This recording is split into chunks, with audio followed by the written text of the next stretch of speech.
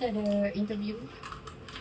Sebaik kandidat datang dengan tepat dan punctual. So saya dah suka sangat sebab you guys tahu kan 5 benda yang saya anti tu.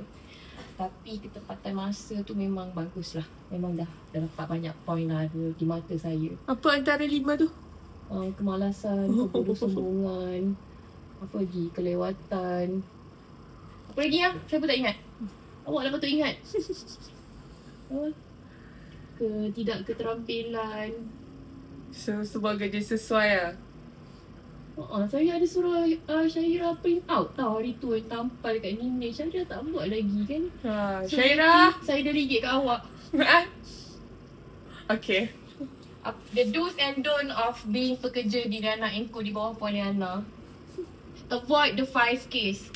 Kelewatan, kelembapan, kemalasan, kebodohsombongan. Ketum. Tak, yang kelima tu saya lupa lah apa lah. Okay, bye-bye. Bye.